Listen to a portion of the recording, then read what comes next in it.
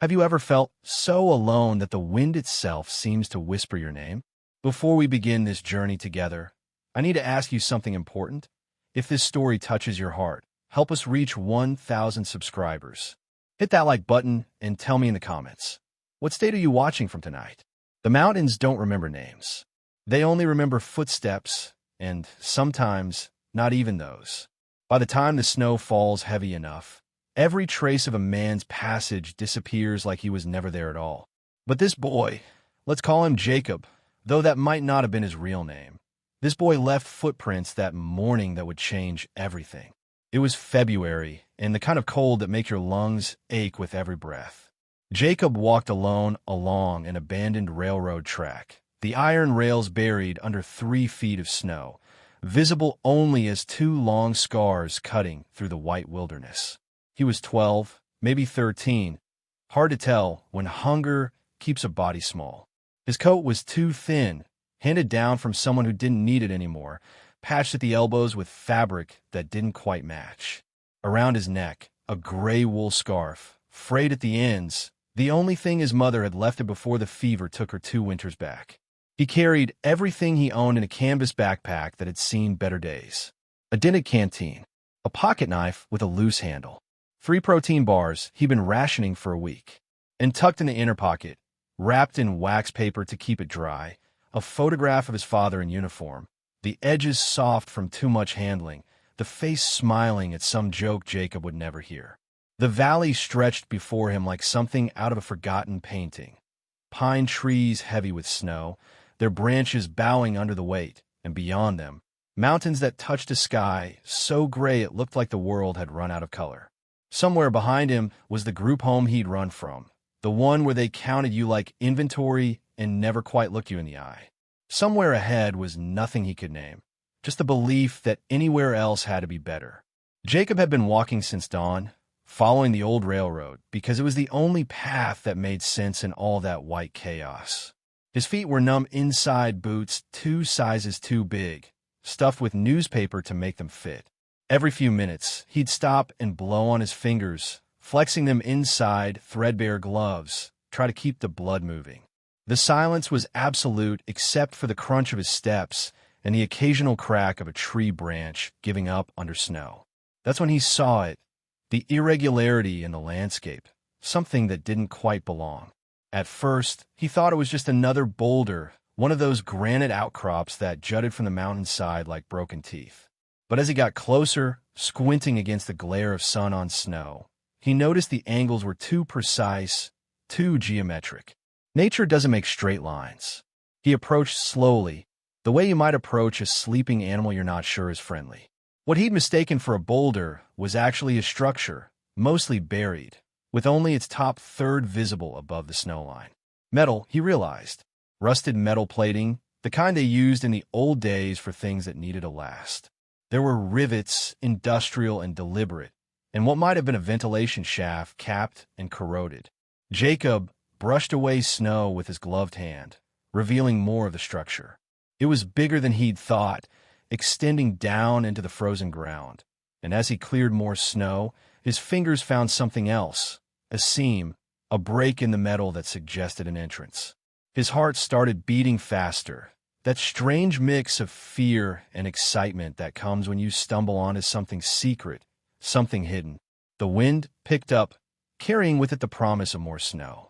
Jacob looked back the way he'd come, seeing nothing but his own trail disappearing into the white distance. Then he looked at this strange metal structure half swallowed by the mountain, and he made a decision.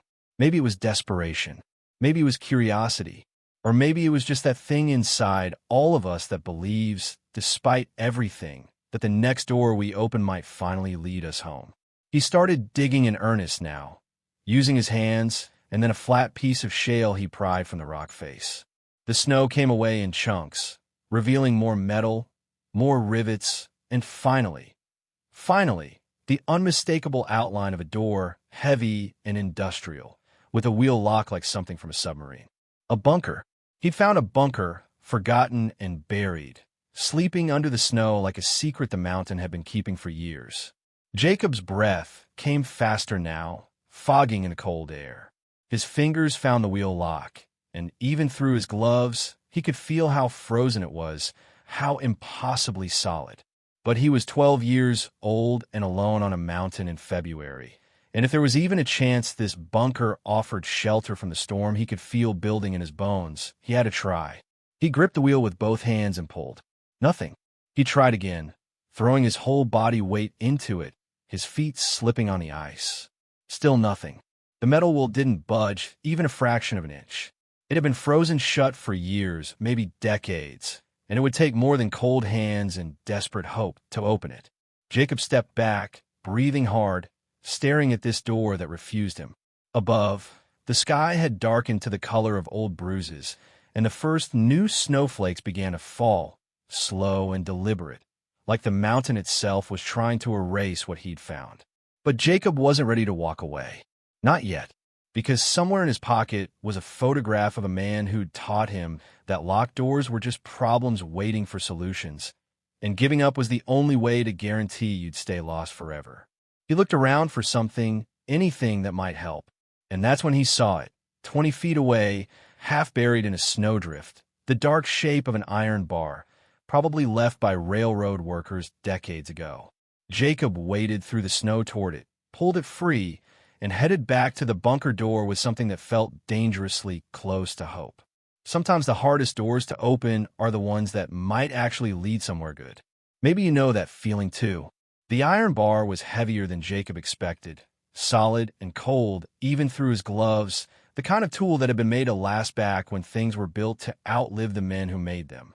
He wedged one end into the gap between the wheel lock and the door frame, finding purchase where rust and ice had created just enough space.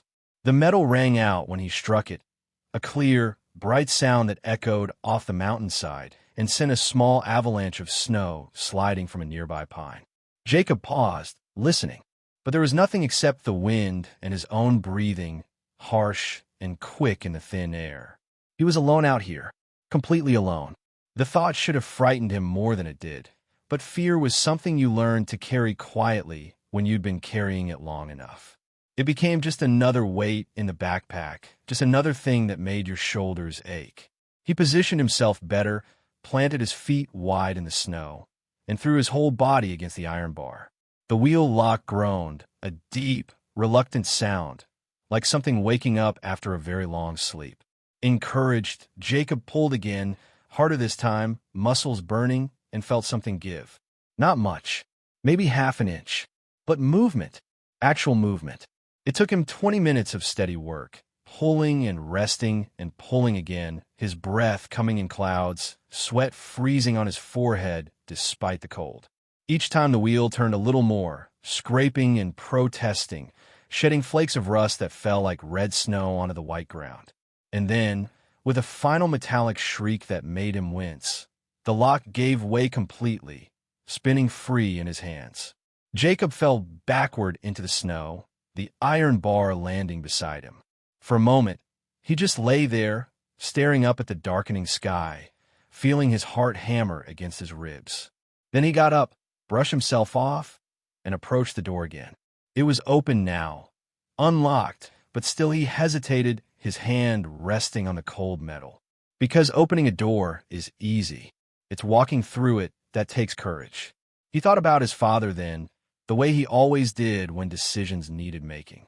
The photograph in his pocket showed a young man, barely into his 20s, wearing army fatigues, and that smile people wear when they don't yet know how heavy life can get. Jacob's mother had told him the story so many times it felt like his own memory. How his father had gone to war and come back different, quiet, the kind of quiet that fills up a room until there's no space left for anything else. How he tried to adjust, try to be the man he'd been before, but some doors, once you walk through them, you can't find your way back. And one morning, his father had packed a single bag and walked into these very mountains, saying he needed to find some peace just for a little while. That was 6 years ago. Jacob was 7 when his father left. He was 8 when his mother stopped checking the road every evening. He was 9 when she got sick. He was 10 when they told him he'd be going to live with the state now, that everything would be fine, that people cared about him. He was 12 when he stopped believing any of that. Jacob pulled on the door handle. It resisted at first. years of disuse fighting against him. But then it gave way with a deep, heavy sound, and a breath of stale air washed over him, cold but somehow different from the mountain cold, dry and metallic and utterly still. The door swung open on hinges that screamed, revealing darkness beyond, a darkness so complete it seemed solid, like a wall of black you could reach out and touch. He fumbled in his backpack for the small flashlight he'd taken from the group home, one of the few things he'd taken that wasn't strictly his, though he figured they owed him at least that much. The beam cut through the darkness, revealing concrete steps leading down, steep and narrow, disappearing into the earth. The walls were concrete too, sweating with moisture, and there was a smell he couldn't quite place. Old air, rust, something else underneath it all that might have been fear, sealed up and forgotten. The storm was coming. He could feel it in the way the wind had changed, in the density of the falling snow. If he stayed out here, he'd be in serious trouble by nightfall. But if he went down there, into that darkness, into a bunker that had been sealed for who knows how long, he'd be stepping into a different kind of trouble, the kind you can't see coming until it's too late. He thought about his mother's voice, the way she'd sing to him when he couldn't sleep, old hymns she'd learned as a girl, songs about valleys and shadows and not being afraid. He thought about his father's last words before he left. Sometimes you have to go down deep to find your way back up. Jacob took a breath, adjusted his backpack, and started down the stairs. The flashlight beam bounced with each step, illuminating patches of concrete, rust stains that looked like dried blood, spiderwebs thick as curtains in the corners. The door hung open behind him, and for a moment he considered wedging it with something, making sure it couldn't close and trap him down here. But he didn't. Instead, he just kept walking down, step after step, into the belly of the mountain, into whatever waited in the dark. The stairs ended in a small landing, and from there, a corridor stretched ahead, narrow and low-ceilinged, the kind of space that made you feel like the earth was pressing in from all sides. His flashlight revealed more concrete, more rust, and pipes running along the ceiling, their purpose unclear. Every surface was filmed with dust so thick it muffled his footsteps, and there were tracks in that dust, animal tracks, maybe rats or something larger, though he tried not to think too hard about what kind of creature would choose to live down here. The corridor branched, and Jacob chose left without really knowing why. The beam of his flashlight swept across a door frame, and beyond it a room. He stepped inside, and the space opened up, a bunker room, maybe 20 feet square, with metal bunk beds bolted to the walls, their thin mattresses long since rotted away. There was a table, overturned, and chairs scattered like something had ended badly here. On the walls, water stains had created patterns that looked almost intentional, almost like maps of countries that didn't exist. But it was what hung on the far wall that made Jacob's breath catch. Photographs, dozens of them, tacked up in neat rows, their edges curling with age. He moved closer, the flashlight beam steady now, and looked at the faces staring back at him. Soldiers, young men in uniforms, some smiling, some serious, all of them marked by that particular look people get when they know they're being documented for posterity, when they know this picture might be the last thing someone has to remember them by. And there, in the third row, fourth from the left, a face he knew better than his own. Younger, yes, and with more hope in his eyes than Jacob remembered, but unmistakable. His father. His father had been here, in this bunker, in this room. The photograph was proof, evidence that the story didn't end where everyone said it ended, that the trail didn't just go cold in the mountains. Jacob's hand trembled as he reached up to touch the photograph, his finger tracing the outline of his father's face through the plastic protecting it. And that's when he noticed something else. The dust on this particular photograph was thinner than the others, as if someone had touched it recently, as if someone had stood right where Jacob was standing now and looked at this same face, remembering. The flashlight flickered. Once, twice, then steadied again. Jacob's mouth went dry. He turned slowly, sweeping the beam around the room, and that's when he saw it. In the corner, partially hidden by shadow, a sleeping bag, still rolled and tied. Next to it, a camping stove, small and modern, nothing like the ancient military equipment that filled the rest of the bunker. And beside the stove, a tin cup, and inside the cup, the faint brown stain of coffee, days old but not years, not decades. Someone had been here. Recently. Someone had slept in this room, had looked at these photographs, had stood in this exact spot, and remembered. The wind howled outside, muffled by layers of earth and concrete. And Jacob stood very still in the darkness, holding his breath, listening for sounds that weren't the wind, for signs that he wasn't as alone as he thought, that somewhere in this buried place, in this forgotten bunker under the mountain, someone else was breathing too. The things we find in dark places aren't always what we expected. Sometimes they're better. Sometimes they're worse. But they're always true. Jacob stood frozen in that bunker room, his flashlight beam fixed on the sleeping bag and camping stove, his mind working through possibilities like shuffling cards.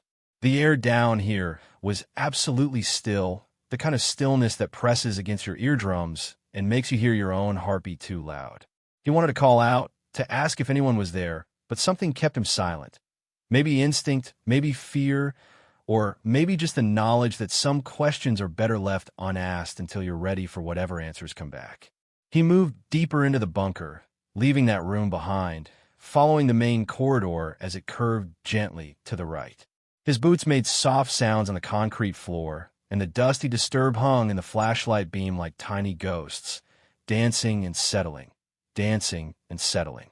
The walls here were covered with old notices, their paper yellowed and brittle, the text faded but still legible if you looked close enough. Evacuation procedures, radiation protocols, lists of supplies and rotation schedules from an era when people genuinely believed they might need to live underground for months, years even, waiting for the world above to become safe again. It struck Jacob as impossibly sad. All this preparation for a catastrophe that never came, all these plans and procedures gathering dust while life went on above, forgetful and busy with its own small catastrophes. Maybe that's what happens to everything we're afraid of. If we wait long enough, it stops being scary and starts being just another thing the world moved past, like railroad tracks that go nowhere or bunkers buried under snow. The corridor opened into what must have been the main chamber, a larger space with a vaulted ceiling, maybe 12 feet high, supported by thick concrete pillars. This was the heart of the bunker, Jacob realized, the place where people would have gathered during whatever emergency they'd been preparing for. There were more bunk beds here, arranged in rows like a military barracks, and, at the far end, a kitchen area with industrial sinks and a massive stove that probably ran on propane. Cabinets lined the walls, their doors hanging open, revealing empty shelves where supplies had once been carefully organized.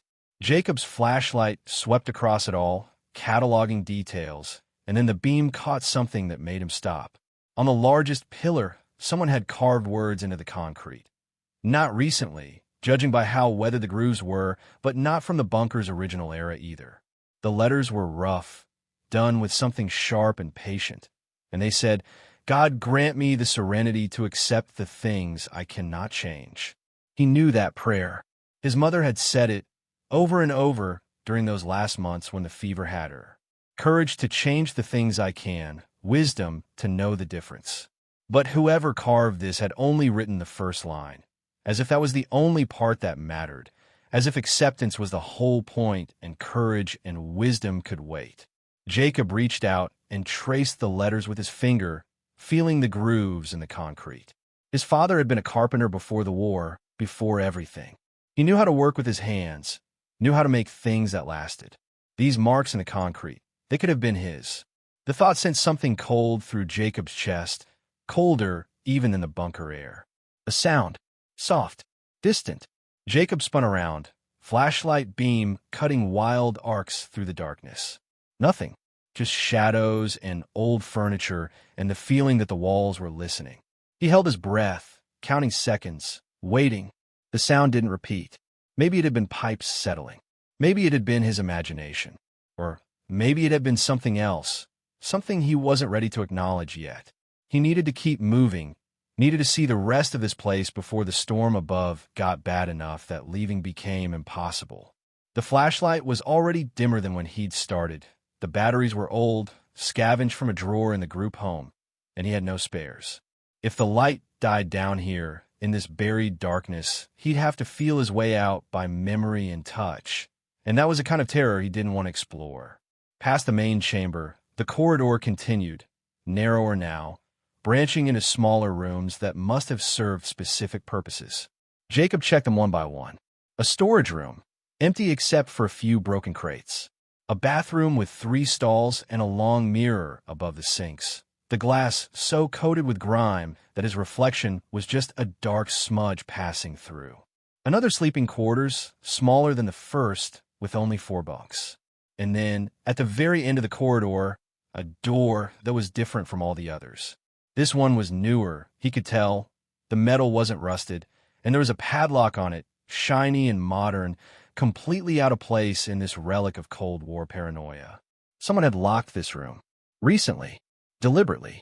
Someone had wanted to keep something in there, or keep someone out. Jacob tried the lock. Solid. Not budging. He could probably force it with the iron bar he'd left upstairs, but something made him hesitate. Privacy matters, even in abandoned places. Especially in abandoned places. Whatever was behind that door, someone had decided it needed protecting, and that decision demanded respect. He was about to turn away when he noticed something else. Scratches on the concrete floor leading to the door, drag marks, as if something heavy had been pulled inside. And near the bottom of the door, barely visible in the dim light, a dark stain that might have been oil but looked an awful lot like old blood. Jacob's practical side told him to leave it alone, to respect the lock and the privacy, and get out of this bunker while he still had light. But his other side, the side that had walked into these mountains looking for something he couldn't name, the side that had run from safety because safety had started to feel like a different kind of trap. That side wanted to know what was behind the locked door, what was important enough to protect in a place everyone else had forgotten. He was still standing there, debating with himself, when he heard it again. That sound. Clearer this time, more distinct. Not pipes. Not imagination. Footsteps.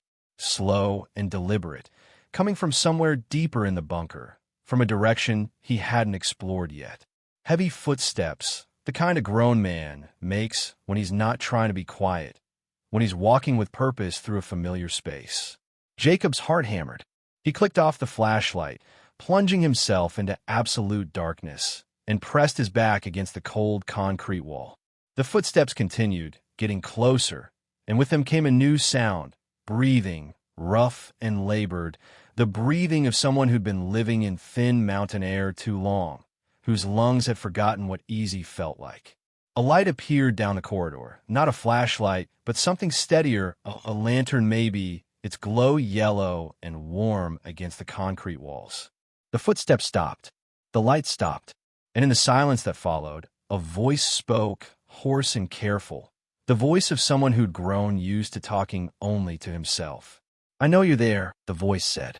"Been watching your light move through my home for the past 10 minutes. You're just a kid, aren't you? Kids are brave in all the wrong ways." Jacob didn't answer. Couldn't answer. His throat had closed up with fear and something else, something he didn't want to name yet, because naming it meant believing it, and believing it meant accepting how much it would hurt if he was wrong. The voice sighed, and the lantern light began moving again, coming closer. "Relax. I'm not going to hurt you. If I wanted to hurt people, I wouldn't have chosen to live in a hole in the ground for 6 years. Come on out where I can see you. Slowly. Keep your hands where I can see them." 6 years. The number hit Jacob like a physical thing. 6 years ago, his father had walked into these mountains. 6 years ago, a man had disappeared and left behind a wife who would die waiting and a son who would grow up learning how to be alone. 6 years was exactly the length of forever when you were 12 years old and everyone you'd loved had found ways to leave you. Jacob's finger found the flashlight button. He clicked it on, the beam sudden and bright, and raised it slowly so it illuminated his own face first, showing he was no threat, showing he was just a kid with old boots and a frayed scarf and questions he'd been carrying too long. The lantern light steadied, held by a hand Jacob couldn't quite see yet. And then the person holding it stepped forward into the intersection of their lights. And Jacob's breath stopped completely because he was looking at a face he'd memorized from a photograph, a face he'd dreamed about and talked to in his head and given up on ever seeing again, except in pictures that got softer and softer every time he touched them.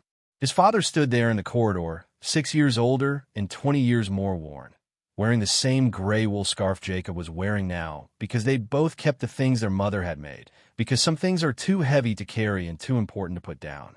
And in his father's eyes, Jacob saw shock and recognition and something that looked like grief and joy all tangled up together. The complicated arithmetic of prayers you'd stopped believing would ever get answered. Neither of them moved. Neither of them spoke. The mountain pressed down above them, and the darkness pressed in from all sides. And for a moment that stretched into something eternal. A father and son stood in a buried bunker under the snow, found and finding, lost and found again, trying to remember how you start over when the world has broken everything, including the words for beginning. There are moments in life when time folds in on itself, when past and present collapse together and you're left standing in the wreckage, trying to remember how to breathe. This was one of those moments. Jacob, his father's voice cracked on the name, like something rusty trying to work again. You shouldn't be here. How did you? He stopped, shook his head, seemed to gather himself. Of course you're here. Where else would you be? Jacob still couldn't speak. His vocal cords had forgotten their job. All he could do was stand there, flashlight shaking in his hand, staring at this man who was his father and also wasn't, who looked like the photograph but different, harder and softer at the same time, like something that had been broken and healed but kept the scars where the breaks had been. His father moved first, setting the lantern down carefully on the floor. And then he did something Jacob wasn't prepared for. He knelt. He knelt right there in the dust and concrete, bringing himself down to Jacob's level, making himself small and human and real. And he opened his arms, not grabbing, not assuming, just opening them an invitation, the way you'd offer shelter to something wounded that might run if you moved too fast. Jacob broke. All the strength that had carried him through 2 years without a mother, through the group home and the running away in the mountain in February. All of it cracked like ice, and he dropped his flashlight and backpack and crossed the space between them in 3 steps, colliding with his father's chest with enough force that they both nearly toppled backward. And then he was crying, really crying, the kind of crying he'd taught himself not to do, because cry meant admitting things hurt, and admitting things hurt meant they could hurt you again. His father held him, just held him, arms strong and careful, hands on his back, his head, smoothing down hair that hadn't been smoothed down in too long. Making those sounds parents make when their children are in pain, wordless and ancient, the first language any of us learn. And after a while, his father was crying too. Jacob could feel it in how his chest shook, in the way his breathing went ragged. They stayed like that for a long time, kneeling in a bunker under a mountain while a storm buried the world above. And maybe it was minutes, or maybe it was hours. Time does strange things in dark places when your heart is breaking and mending at the same time. Finally, his father pulled back just enough to look at Jacob's face, and his hands came up to cup Jacob's cheeks, thumbs wiping away tears that kept coming. "Look at you," he whispered. "You grew up. I knew you would, but knowing isn't the same as seeing. You look so much like your mother." "She's gone," Jacob said, and the words came out smaller than he meant them to. 2 years ago. The fever.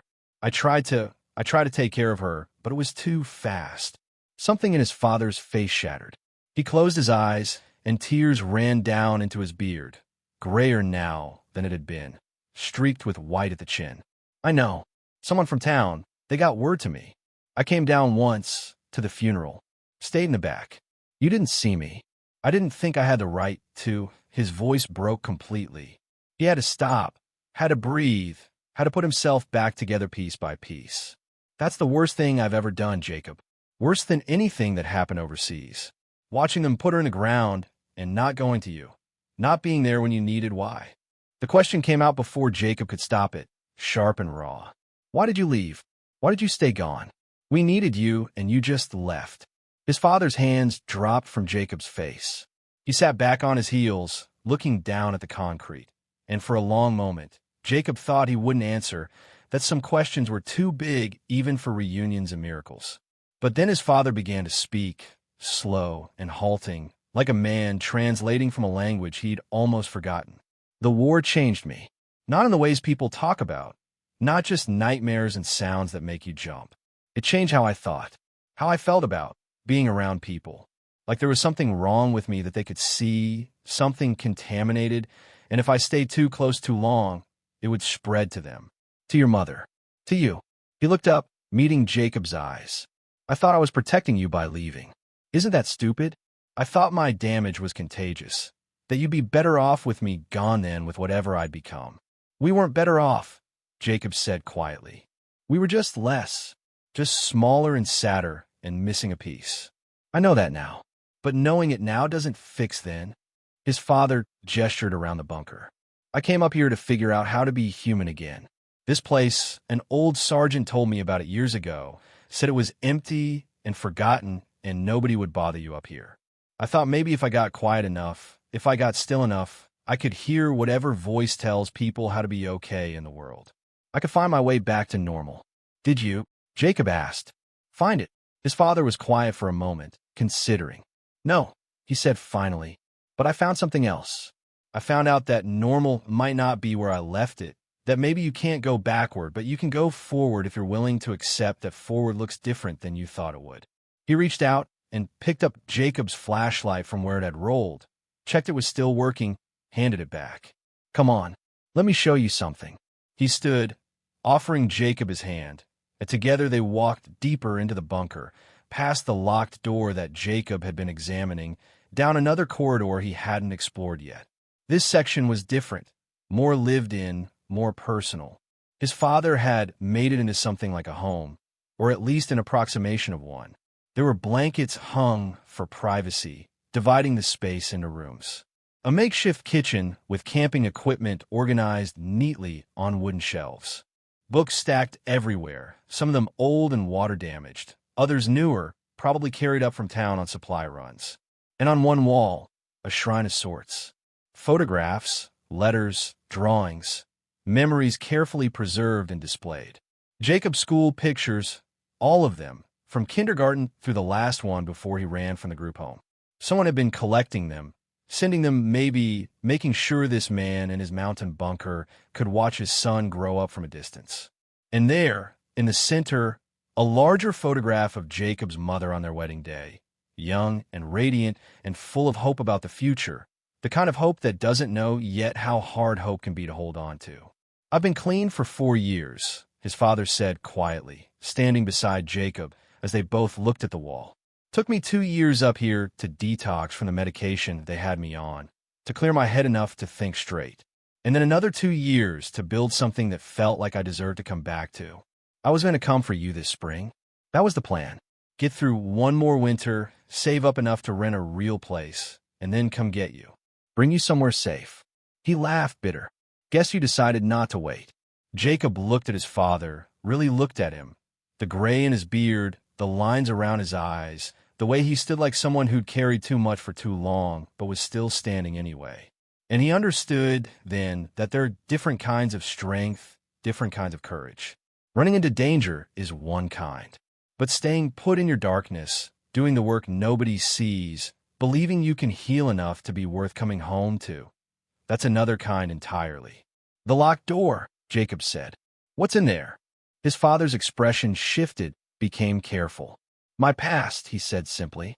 Things from the war. Medals and citations, and all the evidence of what I was. I locked it away because looking at it kept pulling me backward, and I needed to learn how to move forward. He paused. But maybe it's time to open it. Maybe you should see. Not tonight, though. Tonight, we need to make sure you're warm and fed and safe. The rest can wait. Can we continue? If you're still with me, don't forget, hit that like button and tell me in the comments what state you're calling home tonight.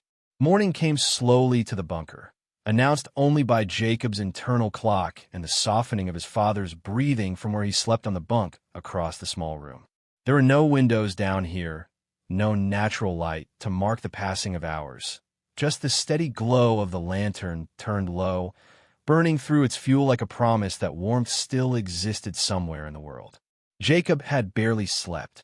Every time he closed his eyes, his mind spun through everything that had happened, testing it for reality, making sure it wasn't just another dream that would disappear when he woke up for real. But his father's presence remained solid and true. The sound of his breathing, the smell of wood smoke and earth that clung to him, the weight of the extra blanket he'd tucked around Jacob in the night. These were real things. This was happening. His father stirred, opened his eyes, and for a moment looked confused, as if he too had been dreaming and needed time to remember which version of his life was true. Then he saw Jacob watching him, and his face softened into something that might have been relief or joy or both. "Morning," he said, his voice rough with sleep. "How'd you rest?" "Okay." Jacob lied, because telling the truth, that he'd been afraid to sleep in case his father disappeared again, felt too vulnerable for the careful peace they'd built the night before.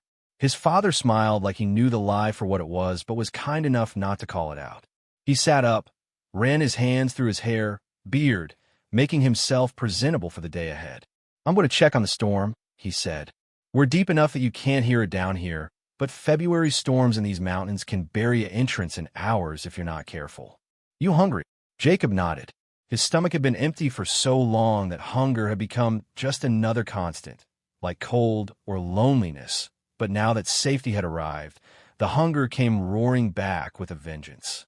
His father moved to the makeshift kitchen, efficient and practiced, and soon had water boiling on the camping stove. He made oatmeal, the real kind that takes time, not instant packets, and stirred in dried fruit and honey that must have cost a fortune to carry up the mountain. They ate together in comfortable silence, the kind of silence that doesn't need filling, and Jacob couldn't remember the last time a meal had tasted this good or mattered this much. After breakfast, his father put on his heavy coat, scarf, gloves, preparing for the world above. "I need to check the entrance," he explained. "Make sure we're not snowed in. And I need to see if the storm's passed or if we're stuck here another day." He paused. "You should come with me. Get some fresh air. Plus, I want to show you something topside." They climbed the stairs together, Jacob's legs remembering the way, even though he'd only been down once, in the dark. The door was still open, exactly as he'd left it, and beyond the threshold, the world had transformed. The storm had passed, leaving behind the kind of crystalline morning that only happens after heavy snow. Everything sharp and bright and impossibly clean. The sky was the blue of something newborn, and the sun had just cleared the peaks, sending long shadows across the untouched white. But what captured Jacob's attention wasn't the beauty of the morning. It was what his father was pointing at, a trail, narrow but clear, winding through the trees and up toward higher ground.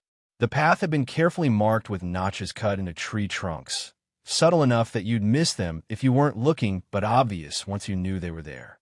"I blazed this trail 3 years ago," his father explained. "Leads up to a ridge about 2 miles from here. There's a cabin up there. Well, calling a cabin is generous. More like a shelter some prospector built back in the 30s.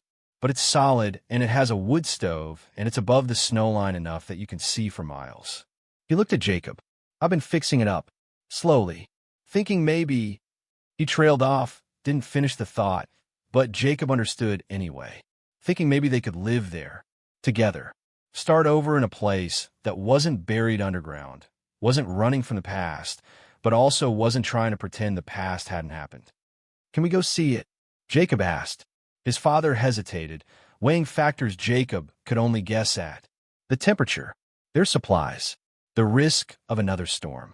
But then he looked at Jacob's face, hopeful and eager and so desperately ready for something good to happen, and his expression softened. "Yeah," he said. "Yeah, we can go see it. Bundle up warm. It's a steep climb." They packed light, just water and some food, emergency supplies in case the weather turned. His father moved with the confidence of someone who'd walked this trail countless times in all conditions, and Jacob followed in his footsteps, literally, placing his boots in the impressions his father left in the snow. It was hard going, the kind of climb that makes your lungs burn and your legs shake, but Jacob didn't care. He was climbing towards something instead of running from something, and that made all the difference. The forest was silent, except for their breathing and the occasional crack of a branch shedding snow. Chickadees called from high branches, curious about these humans invading their winter stillness. A deer trail intersected their path, delicate hoof prints pressed into the white, evidence of other lives being lived with their own logic and purpose. His father talked, as they climbed, small observations about the forest, about which trees would make good firewood and which berries would come in summer, about how to read the weather by watching how the clouds built up against the peaks. It was the kind of knowledge that gets passed down from parent to child, the practical wisdom of how to live in a place rather than just pass through it. And Jacob absorbed it all, hungry for every word, every lesson, every piece of his father he'd been missing all these years. They reached the ridge as the sun climbed toward noon, and Jacob's breath caught. The cabin was small, like his father had warned, barely more than one room with a slanted roof and a stone chimney. But someone his father had loved it. You could see in the careful repairs, the way the logs had been chinked against winter, the new door hanging straight and true on its hinges, the wood pile stacked neatly under an overhang, protected from the snow. The windows had been replaced with real glass instead of whatever had been there before, and through them, Jacob could see simple furniture, handmade but sturdy, built to last. "It's not much," his father said, suddenly uncertain, "but it's honest, and it's paid for. The land, I mean. Bought it legal from the county 3 years back with money I'd saved before everything. It's in my name, our name, yours and mine." He looked at Jacob. If you wanted to stay with me, up here, we can make it work. I could teach you everything I know about living off the land, and you could go to school in town. It's just 6 miles down a mountain. There's a bus. Or we could homeschool if you wanted. Whatever you needed. I know I don't have the right to ask after everything, but yes, Jacob interrupted. The word came out clear and certain. No hesitation, no doubt. "Yes, I want to stay." His father's eyes went bright with tears he didn't bother hiding. "You're sure? We'd be starting from scratch. It wouldn't be easy. And the state, they'll have paperwork, questions, process we'll have to go through to make it legal. I disappeared, Jacob. I'm probably still listed as missing. Getting custody back will be complicated." "I don't care about complicated," Jacob said. "I care about real. And this is real." He gestured at the cabin, the mountains, the life his father had been building in preparation for a reunion he'd probably stopped believing would actually happen. "You came back.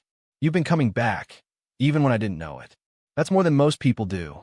They stood there on the ridge, father and son, looking at a small cabin that represented a future neither of them had been sure they'd have. Below them, the valley spread out in white perfection, untouched and full of possibility. Above them, the sky stretched endless and blue. And between them, the careful space of two people learning how to be family again, how to rebuild something that had broken, but maybe, just maybe, could be stronger for having been broken and mended. "Come on," his father said finally, his voice thick with emotion. "Let me show you inside. Let me show you home." They walked to the cabin together, and when his father opened the door, warmth spilled out. He'd left the wood stove burning low before they descended to the bunker yesterday, and it had kept the space comfortable through the night. Inside was simple but complete. A small kitchen area, a table with 2 chairs, a bed in one corner, and a second bed frame waiting in another, ready to be assembled. Books on shelves, a radio for weather and news, curtains on the windows, the kind his mother used to make.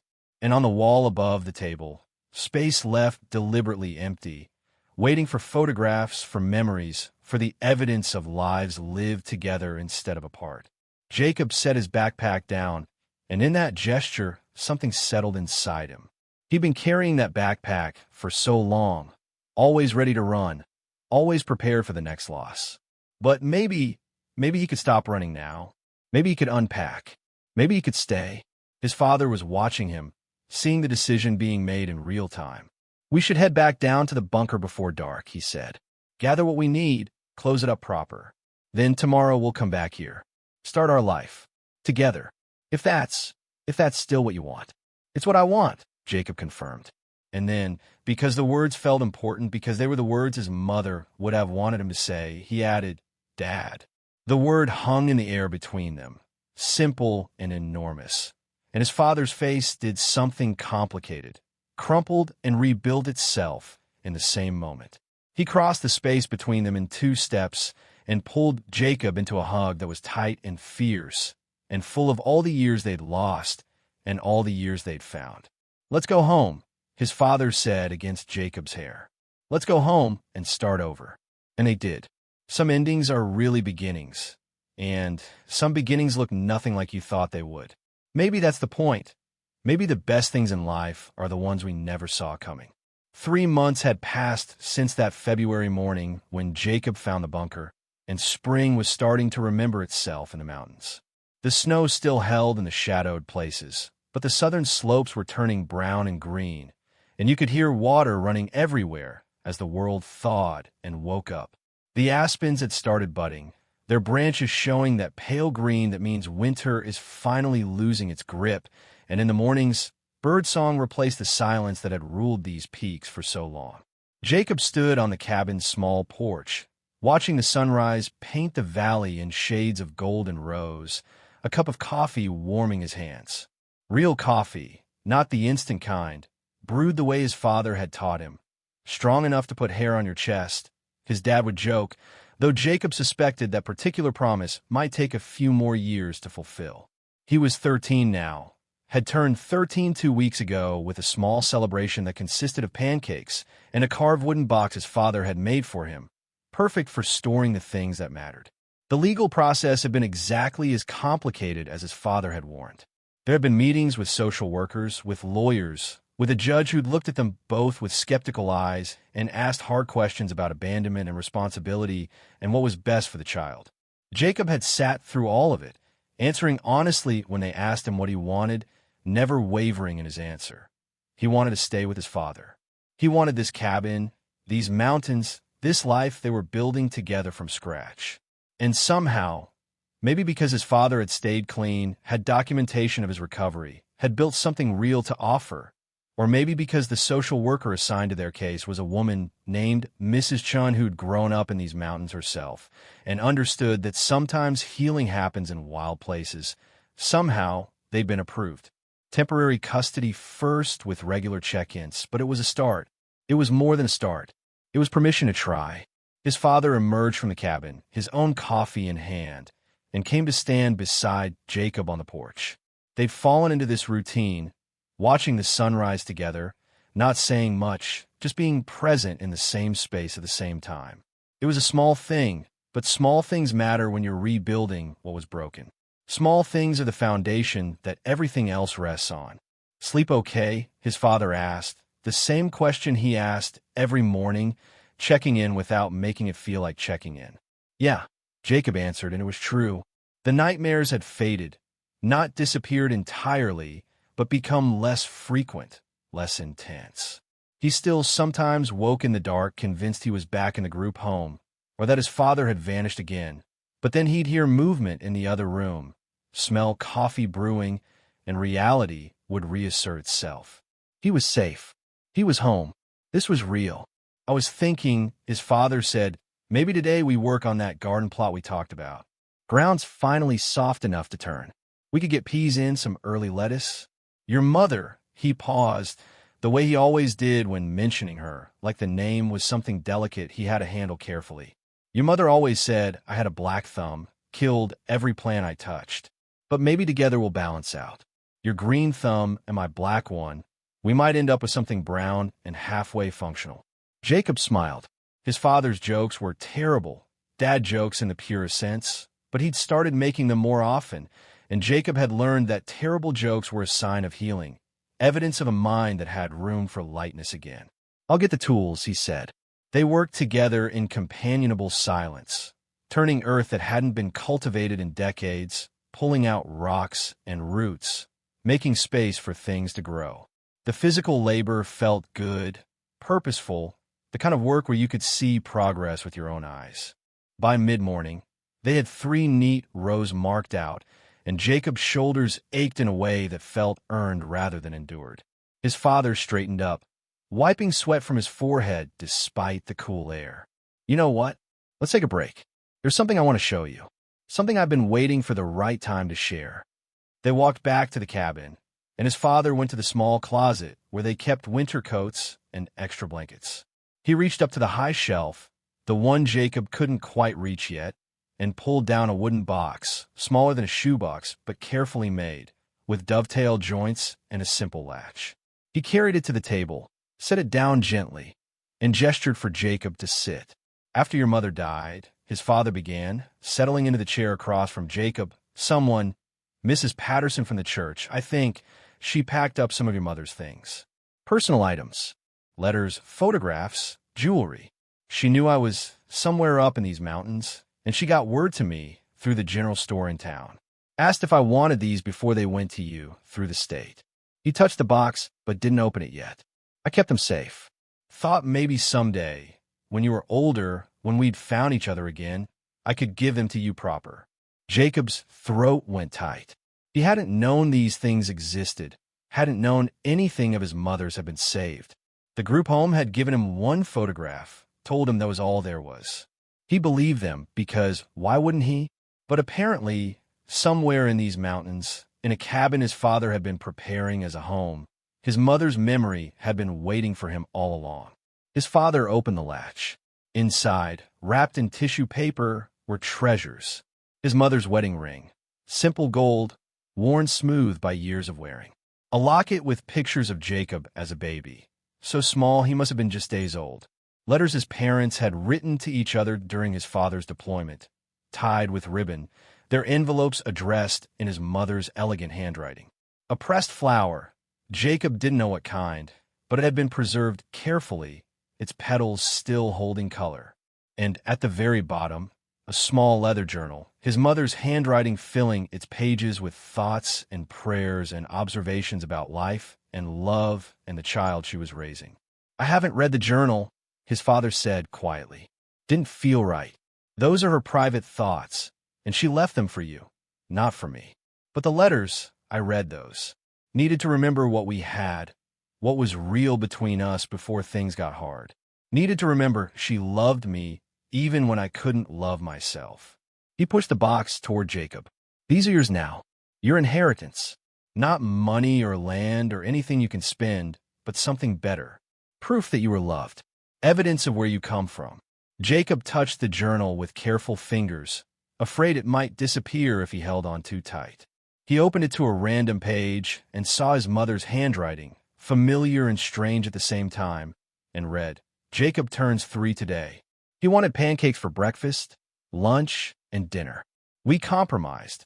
Pancakes for breakfast, sandwiches for lunch, and then more pancake for dinner, because how do you say no to that smile? James says I'm going to spoil him rotten, but I don't care. Childhood should be sweet. The world will make him tough soon enough. Tears blurred the words. Jacob closed the journal, held it against his chest, and felt his father's hand come to rest on his shoulder, steady and solid in there. She'd be proud of you, his father said. The way you survived, the way you kept going even when everything told you to quit. The way you found me when I'd given up on being found. She'd be so proud. They sat like that for a long time, the morning sun streaming through the windows, warming the cabin that had become their home. And Jacob understood something then about family, about loss, about the way love doesn't end just because people do. His mother was gone, and that would always hurt, would always be an empty space at the table, a missing voice in important moments. But she'd left pieces of herself behind, in memories, in letters, in a journal full of a mother's love for her son. And those pieces were enough to build on, enough to carry forward. Thank you, Jacob said finally, his voice rough, for keeping these safe, for keeping yourself safe. He struggled to find the right words. For coming back, even if it took a long time. You came back. You're my son, his father said simply. There's nowhere else I'd rather be, no one else I'd rather be with. We got work to do, rebuilding, healing, figuring out how to be a family again. But we've got time now. We've got all the time we need. Outside, the aspens whispered in the breeze, and somewhere down the mountain, a stream ran full with snowmelt, rushing toward whatever came next. The garden waited to be planted, and dinner would need to be started soon, and there were 1,000 small tasks that made up the architecture of daily life. But right now, in this moment, a father and son sat together in a cabin on a mountain, surrounded by the evidence of love that survived everything the world threw at it. Jacob had spent so long searching for home, not understanding that home isn't always a place. Sometimes it's a person. Sometimes it's forgiveness. Sometimes it's the courage to start over, to plant gardens in hard ground, to believe that what was broken can be mended if you're willing to do the work. He'd found a bunker in the snow, and inside it, he'd found so much more than shelter. He'd found his father. He'd found proof that people can come back from their darkest places. He'd found evidence that hope isn't foolish, that faith in second chances isn't wasted, that love, real love, doesn't give up just because the road gets hard. The sun climbed higher, promising warmth, promising spring, promising all the seasons that would come after. And for the first time in years, Jacob looked at the future and didn't feel afraid. He felt ready, ready for whatever came next, ready to build something that would last, ready to be part of a family that had been broken and lost, but was finding its way back together, one day at a time, one sunrise at a time, one moment of grace at a time. Before you go, I need your help. If this story touched something in your heart, if it reminded you that it's never too late to find your way home, then hit that like button and help us reach 1,000 subscribers. In the comments below, tell me, what state are you calling home tonight? What mountains are you climbing? What gardens are you planting? Because we're all searching for something. We're all trying to find our way back from whatever wilderness we've been lost in. And sometimes, hearing someone else's story helps us believe our own story isn't over yet, that there's still time for second chances, still room for redemption, still hope for the kind of ending that feels like a beginning. Thank you for being here. Thank you for listening. And remember, no matter how cold the winter, no matter how deep the snow, spring always comes eventually. You just have to hold on long enough to see it. Until next time, friends, take care of each other out there.